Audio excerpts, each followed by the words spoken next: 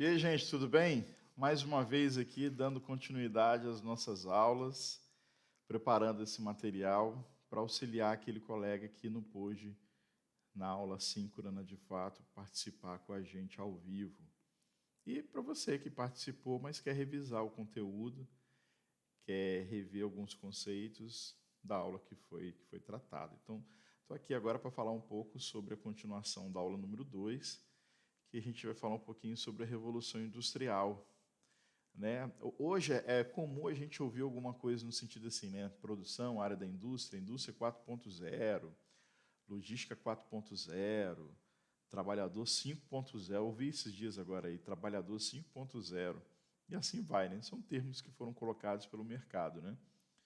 Mas sobre a Revolução Industrial, e a gente, né, chama então de indústria 1.0, pelo menos a primeira fase da Revolução Industrial, né? E é importante a gente traçar algumas coisinhas aqui para que vocês possam compreender o que tem acontecido hoje, né, em dias atuais, tudo que ocorreu ao longo desses anos para hoje. A gente está falando agora de internet das coisas, né, entrega via drone, enfim, né, todos esses quesitos de modernidade que são apresentados para a gente. Mas antes, vamos voltar um pouquinho no passado, né, talvez até um pouco antes aí do que se fala da Revolução Industrial, para a gente entender um pouquinho, né, como que se deu tudo isso.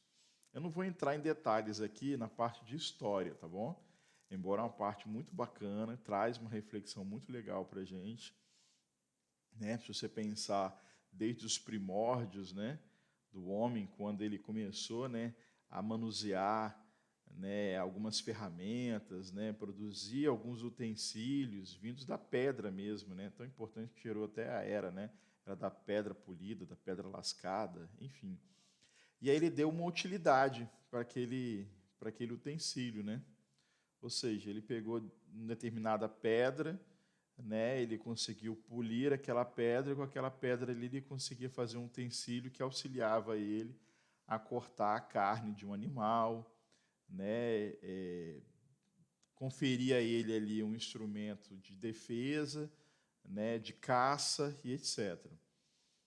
A partir do momento que ele conferiu maior utilidade a um determinado bem, é o conceito que nós temos hoje mais recente dentro do ato de produção, né? O ato de produção, né, de conferir, né, e de uma utilidade maior para um determinado bem, vem disso daí, né?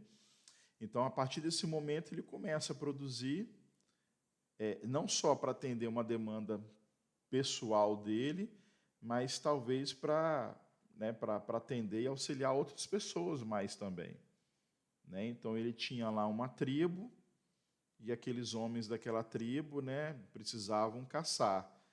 Então ele fazia, né, os instrumentos de caça, não só para ele, mas para todos aqueles que estavam juntos com ele ali e saíam para caçar. Então eles tinham, né, uma eficiência dada à utilização adequada dos equipamentos, das ferramentas, mas obviamente também um resultado, né, uma eficácia maior do processo de caça, e conseguiam com isso, né, fazer até depois a guarda, né, de insumos para períodos, né, de frio, etc.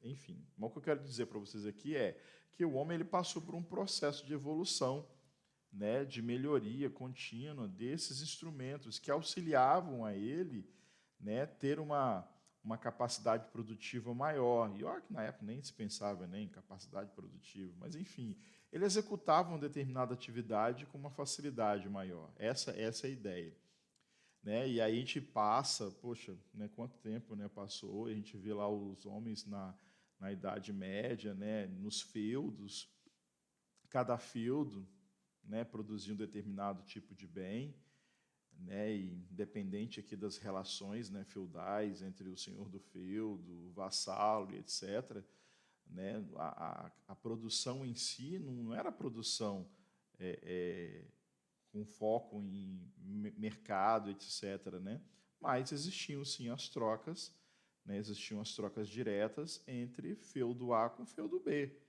né? Obviamente, um feudo produzia talvez um determinado produto que o feudo B não produzia, e fazia-se ali as trocas diretas, que é o que a gente chama de escambo, né?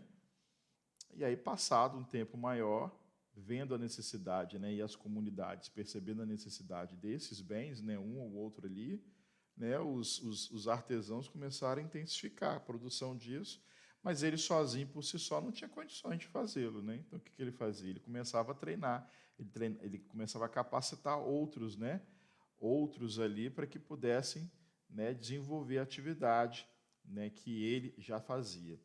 E ele percebeu nesse momento que, se ele treinasse, né, esses seus discípulos ali, né, seus aprendizes, em determinadas etapas do processo, ele podia aumentar ali, né, um número significativo, quanto desse produto ele conseguiria ali finalizar. Então, ele que detinha todo o conhecimento, todo o saber no ato de produzir, sei lá, um calçado, qualquer que fosse ele ali, né? E ele detinha o conhecimento de todo o processo de produção, né? Tanto do curtimento do couro, né, a moldagem, o corte, a costura, enfim, até a comercialização no final das contas, né? Mas ele entendeu depois que, se ele fizesse o quê? Você vai ficar responsável aqui por curtir, né? Vai criar o gado, outro vai, né, fazer vai curtir o couro, o outro vai fazer o corte, outro vai fazer o molde, né? Ele faz o corte, depois eu vou começar a montar, e depois vai ter uma pessoa específica para poder fazer a distribuição, vai vender. Daí veio o conceito, né, de divisão do trabalho, né? E aí deu, né, a chamada DIT, né, Divisão Internacional do Trabalho. E aí ele começou a produzir em uma escala maior, mas ainda assim algo, né, feito à mão ainda, né, de forma artesanal ainda.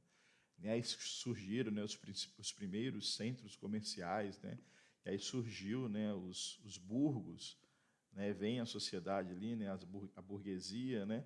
E aí produzia, né, esses bens, as primeiras feiras, né, Flandres, Leipzig, Champion, né, e começavam a crescer como polos comerciais, e surgem as primeiras cidades, né, da era moderna, como a gente conhece. Se eu estiver errado, procura o professor de história, que ele vai acertar essas arestas com vocês aí. Tá? Mas a ideia é que começou nesse sentido, entendeu?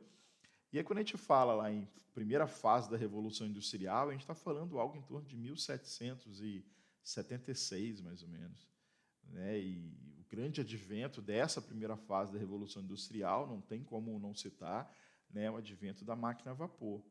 Né? O que fez a máquina a vapor? Poxa, todo aquele processo que eu havia falado para vocês, né, que havia sido dividido em etapas, né, conseguiu aumentar a capacidade produtiva, né, de um artesão ou outro, deixando ele de ser artesão, não era mais artesão.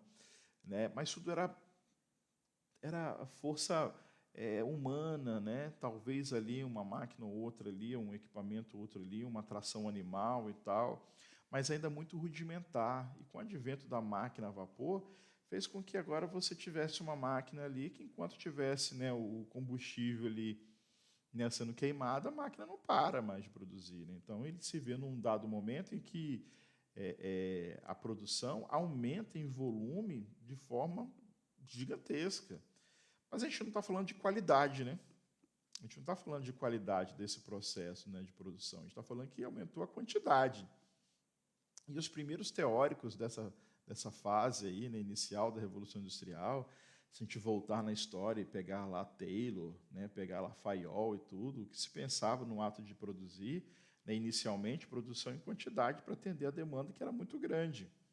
Mas, com o passar do tempo, eles começaram, né, a polir, né, dar ali um acabamento melhor nesse processo todo. E aí começou a se fazer, né, experimentos, né, atividades empíricas, no caso, né, de contagem, né, de melhoria do processo produtivo. E aí é o que a gente vai começar a falar agora aqui nessa fase. Né? Então, a primeira fase da Revolução Industrial, nos ditames de hoje, né, a gente vai chamar aqui de indústria 1.0, e o que traz para a gente esse termo aí. Né? Vamos ler aqui esse material comigo aqui agora. Né? Olha lá, a indústria 1.0 refere-se à primeira revolução industrial que teve início na Inglaterra no século XVIII. fase que foi caracterizada por diversas descobertas, as quais favoreceram a expansão das indústrias, onde a força mecânica e a máquina a vapor contribuíram com a mecanização dos processos, garantindo a expansão das indústrias têxteis, metalúrgica, siderúrgica e dos transportes, onde o uso do carvão para alimentar as máquinas foi, de fato, essencial nesse momento. E aí é muito interessante a gente falar sobre isso daí, porque é só a título de curiosidade, né? Essa primeira fase da Revolução Industrial ela se deu numa cidade da Inglaterra, que hoje é bem conhecida, né? Não necessariamente por conta das indústrias têxteis que ali tem, mas principalmente por um time de futebol. Né? Quem curte futebol vai saber aí, né? O time de Manchester. Né? E aí, nessa cidade de Manchester, onde aconteceu essa primeira fase da Revolução Industrial, alguns autores chamam de Revolução Manchesteriana, né, por conta do local ali. E se deu aonde? Nessas indústrias que produziam tecido. Né? E tem muita coisa legal dá para a gente explorar aqui, mas como eu tenho que focar aqui na parte, né, que cabe aqui a introdução da logística, né, vamos pegar só esse momento aí mesmo, que o advento da máquina a vapor possibilitou, então, a um crescimento ali, né, das indústrias, da produção siderúrgica, dos transportes, né, começam a surgir os primeiros meios de transporte, né, movido a vapor, né, no caso ali a famosa Maria-Fumaça, por exemplo, né, as estradas de ferro que eram produzidas neste momento, que auxiliavam, né, a distribuição e o transporte dessas mercadorias. Então, isso aconteceu nesse momento. E aí a gente vai para a segunda fase da Revolução Industrial, ou aqui a gente chamando de Indústria 2.0. A Indústria 2.0, né, ou Segunda Revolução Industrial, que aconteceu em meados ali do século XIX, já tendo marcado, né, desde a primeira fase, o industrialismo, né? Aqui a gente vê um período de expressiva especialização da mão de obra e de eficiência operacional. Ou seja, naquele primeiro momento, lá como eu havia dito para vocês, o negócio é produzir, vamos produzir, mas sem necessariamente verificar se o que estava sendo produzido, de fato, estava em condições de ser consumido. Aqui, nessa segunda fase, a gente já começa a ter, né, uma melhor utilização dos equipamentos, dos sistemas, que, obviamente, lá na frente, né, acarretaria em uma melhora, né, dos produtos que estavam sendo, de fato, produzidos. Onde o ritmo de fabricação era ditado pelas linhas de produção. Enfim, com o advento da produção em massa, foi possível multiplicar as capacidades produtivas que eram destaque para o setor automobilístico. E aí a gente traz para vocês aqui o caso do Ford modelo T. Bom, vamos voltar então aqui agora, né? Ford modelo T. Bom, tem umas coisas interessantes que a gente pode estar colocando aqui, né? Eu havia comentado com vocês que era interessante que vocês fizessem algumas anotações. Não é porque não está no material, é porque eu fiz de propósito mesmo, para que nesse momento aqui você faça essa reflexão aí, faça a devida anotação para vocês. Então, vamos lá, vamos pegar uma coisinha aqui. Ford, o que aconteceu? Henry Ford, ele não criou o automóvel. O automóvel já existia, entendeu? Mas o processo de produção em massa, né, o processo de produção padronizado que vem com ele, até então não tinha nada disso. Entende? Então, produzia-se o veículo, mas o veículo era produzido quase que a peça por unidade ali. Então, nesse caso, então, o veículo ele passa a ser um veículo com um custo muito elevado. É como se você pensasse hoje em ter um avião próprio. Né? Tudo bem, né? Você vai ver ali que poxa, você precisa ter treinamento técnico, né, para poder para pilotar o avião, você tem que ter um hangar para poder fazer a guarda desse avião, você tem que fazer a manutenção, né, as diversas manutenções que são necessárias, né, tem que se manter os registros e tudo. Então, isso, no final das contas, você vai ver que isso é muito caro. torna-se muito caro. Então, não é qualquer um que pode ter simplesmente um avião na garagem de casa, só ter um avião.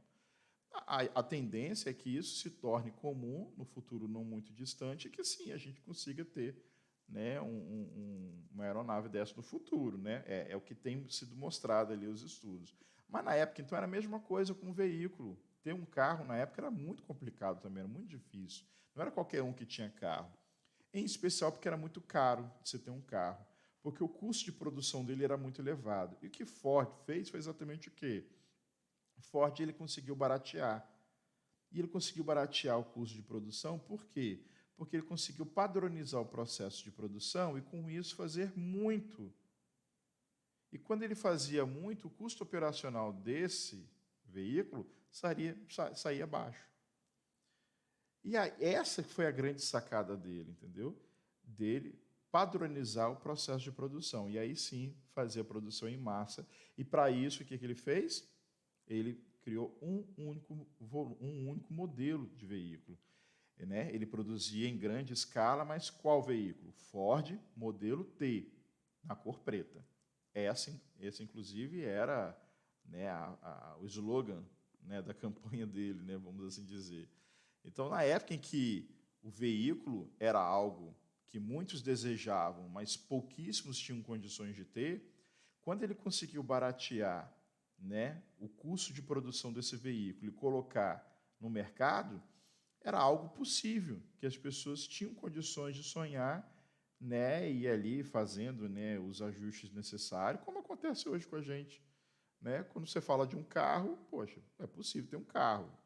Né? Não vou colocar aqui uma Lamborghini, não vou colocar uma Ferrari, mas um carro, né, que atenda às necessidades, seja de trabalho ou de passeio que você tem ali. É possível você ter um carro.